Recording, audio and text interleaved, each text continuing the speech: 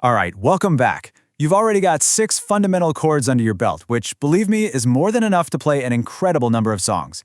But the guitar's sonic palette has so many more colors waiting for us. So today, we're gonna add 3 absolute essentials to your vocabulary: C major, G major, and the very useful G7. These 3, I promise you, are going to open up a whole new universe of musical possibilities. I love this way of thinking about it. You see, this isn't just a technical exercise. It's not just about getting your fingers in the right place. With every new shape your hand learns, it's like your guitar is learning to speak a new word. And as its vocabulary grows, well, so does your ability to tell a much richer, more complete story through your music. So, let's get to it. Okay, our first new color is the wonderful C major. Now, before we even think about putting our fingers on the frets, I want you to just get a feel for its personality, to understand the unique feeling it brings to a piece of music. It really is one of the most distinctive sounds you can make on a guitar. So what does C major sound like? Well, to my ears, it's clean, it's sweet, but it often carries this little touch of melancholy with it.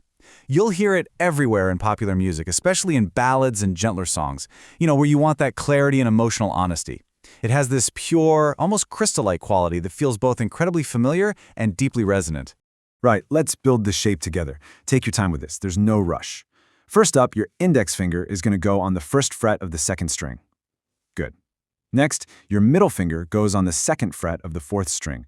And finally, your ring finger lands on the 3rd fret of the 5th string. The 3rd and 1st strings, they just ring out open. And this is crucial. Do not play the thickest 6th string. We want to strum from the 5th string downwards. It's going to feel a bit awkward at first, but you'll get the hang of it. Now, here's a really important tip for getting that clean, ringing sound from your C major. Your hand posture is everything. You need to create a nice, gentle curve in your fingers, almost like you're holding a small apple. If your fingers flatten out, your index finger is probably going to touch that open 1st string and mute it, and that will rob the chord of all its brightness. Just rest your thumb gently behind the neck for support.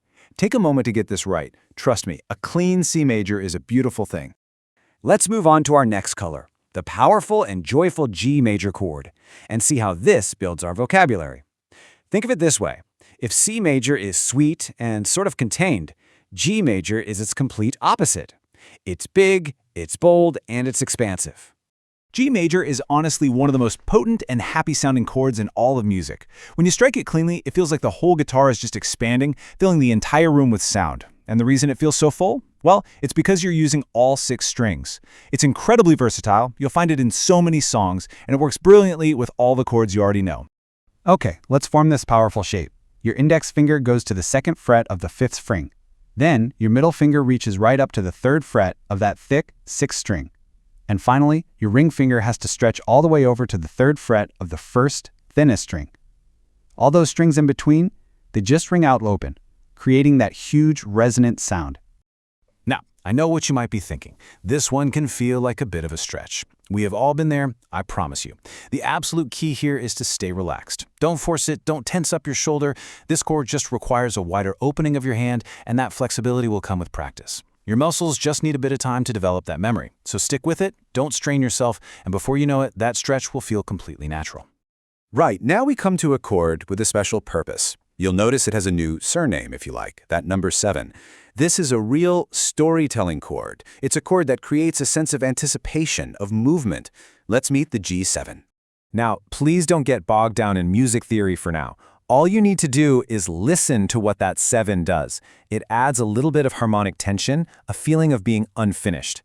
It's a sound that basically says, don't leave me here, I need to go somewhere. And very, very often that somewhere is the C major chord. The G7 pushes the music forward, and it creates this wonderful feeling of release when it resolves back home to C.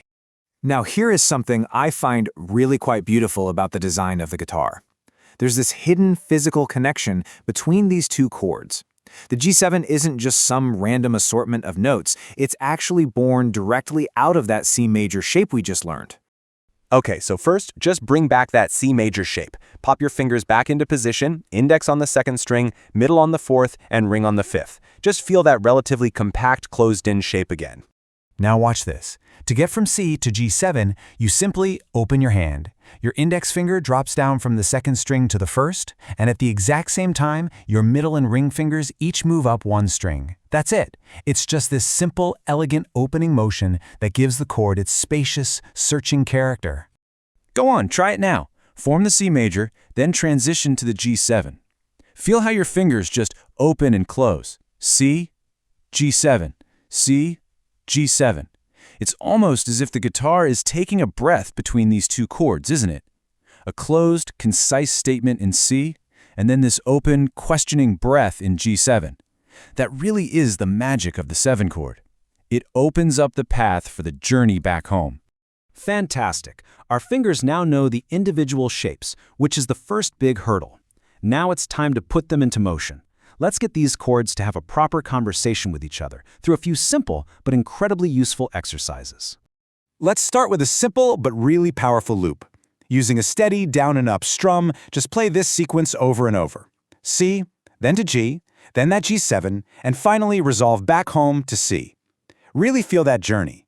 The G7 gives it that forward push, and the C brings it all to a really satisfying close. Just repeat this until the changes start to feel fluid. This is how we teach our hands to start thinking ahead of the music. Once you're comfortable with that loop, it's time to start mixing it up. Play the chords in a random order. Now the goal here isn't speed, it's all about fluency. And here's the secret, the most important part, never ever stop your rhythm hand. Keep that steady strum going, even if your fretting hand is a little slow to catch up. This trains your two hands to work independently, and it builds the muscle memory that will eventually let your fretting hand find the next chord without you even thinking about it. Your rhythm is the engine, it must not stop. So, with 9 chords in your arsenal, you can truly start to mix your musical colors. Combine these new chords with the ones you already know so well.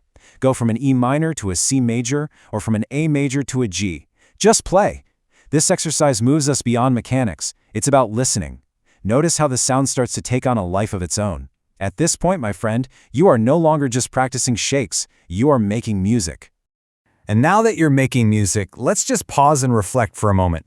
It's so easy to get caught up in the details of finger placements and to forget the bigger picture. Let's just take a moment to appreciate how far you've come and what this new vocabulary truly means for you as a musician. 9. That is a significant milestone. With these 9 fundamental chords, you now hold the keys to hundreds, maybe even thousands of songs. This is a rich and versatile palette of musical colors, more than enough to begin expressing a huge range of musical ideas. And remember that each of these chords has its own distinct personality. You now have access to cheerful sounds, nostalgic ones, chords that create tension, chords that are sweet, and chords that are powerful. And just like life itself, music needs all of these different colors, all of these different emotions, to be truly expressive. Please, don't worry if some of these changes still feel a little clumsy. Progress isn't always something you can measure day by day. But I assure you, if you were to look back just a few weeks, you would see the incredible distance your hands and your ears have already traveled. So keep playing, keep listening, and most importantly, keep enjoying the process. Your guitar has found its voice. And now it's your turn to let your guitar speak. I look forward to guiding you through the next step of your journey in our next chapter.